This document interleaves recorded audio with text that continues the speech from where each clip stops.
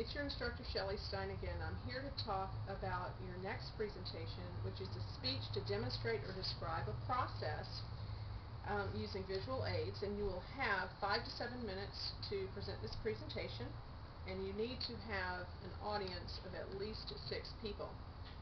So there are 4 things I'd like to cover in this short presentation.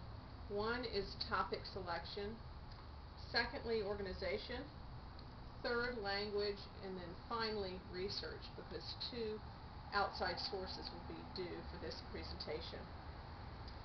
So let's take a look at topics. For those of you with more life experience, meaning those of you who are a little older, you'll probably have an easier time coming up with a topic for this presentation.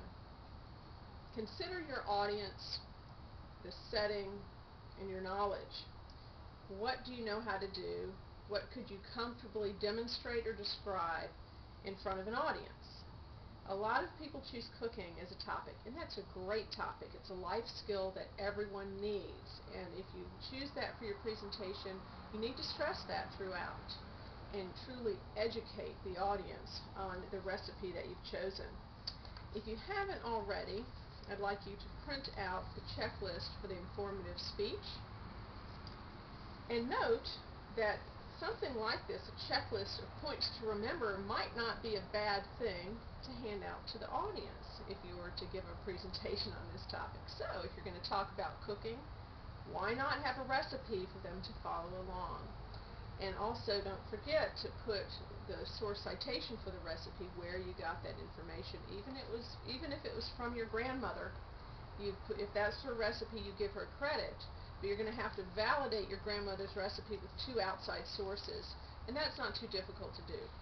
When you post your ideas for your topics in the conference under topic selection for the informative speech, I'll give you plenty of feedback, and your classmates will have great ideas for how to do some research in non-traditional ways from non-traditional sources for this presentation coming up.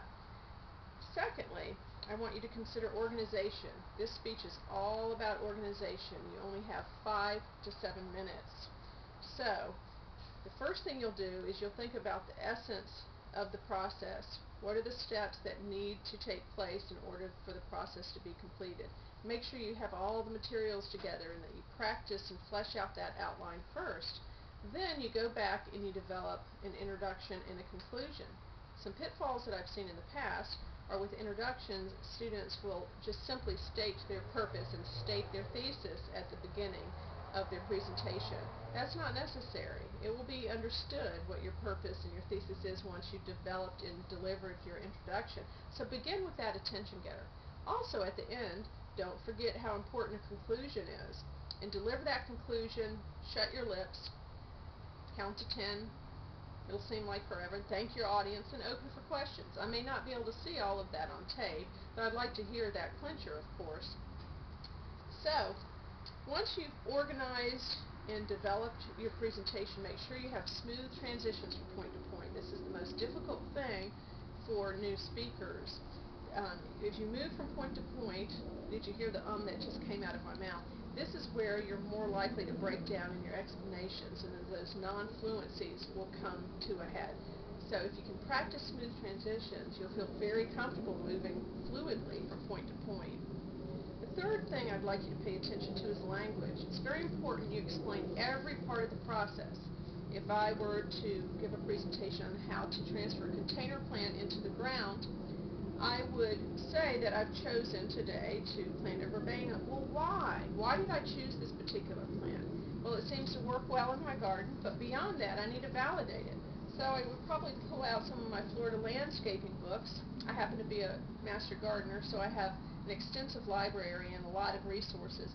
And I say a little bit about the verbena plant, based on what I know, of course, but I validated it through a source. The important thing for public speaking and citing your sources is what you're doing for this purpose is educating the audience. They will take your word for it, of course, because you are the expert and you have this captive audience in front of you. They've volunteered to hear your presentation. But beyond that, how can they find out more information on their own if you're not available? Well, that's what your sources are providing for them. It's very powerful way of educating a person, is to give them some resources that they can use on their own. So with your language, make sure that you define terms that may be unfamiliar. I'll use the term soil because I'm used to doing that, but I'll also say it's also known as dirt. I might throw in some humor there. Make sure that you know how to pronounce all the words correctly, and that your explanations are very concise, and you're explaining everything that you're doing and why. What's the purpose of it? So if I have this plant, where did I get it? How much does it cost? What size container is this? What is a person to expect when they go to find it? Why are the roots coming out of the bottom? How do you choose a healthy plant? There's a lot to say about every point, so you're going to be talking throughout the entire presentation. Finally, research. It's good to bolster your credibility. Most students choose to do this in the introduction because the question will be, well, why did you choose this topic? And I would talk about being a master gardener, how I was trained, how many hours of training, what continuing education that I engage in. I would talk a little bit about that. It's worth it because it really draws in the interest of the audience, and they want to know more, and they want to hear you more and hear you talk more about your topic. And then I have my two sources because that's a requirement. That would be typical in a 5 to 7 minute presentation. You wouldn't have much time for more. And since I have books, it's a good idea to have them here. The audience can see them. After the speech, you can pass them around. If I'm going to cite a website, and there are plenty of great websites with the University of Florida database, I would say what those databases are. I'd probably put it on the handout so it would be easy for them to remember. But don't start a web-based source by saying www dot. Just say the name of the organization that runs the site, and then have the information written down for your audience. Otherwise, the minute people hear www dot something, they tune right out because we're so used to that. So those are the 4 things I want you to pay attention to in particular for this presentation. Your topic selection, keeping in mind the audience and the setting. The way you organize and set up your presentation. Don't forget the importance of transitions and an introduction and a thorough conclusion. Your language, make sure you talk throughout the entire process using your visual aids. Always explain why. Why did you choose this ingredient? Why did you choose this plant? Why is this important part of the process? And then finally, your supporting material. Don't forget 2 sources will be required for this presentation. Thank you for listening to this short briefing on your informative speech coming up. I think you'll have a lot of fun developing these, and I look forward to hearing your speeches.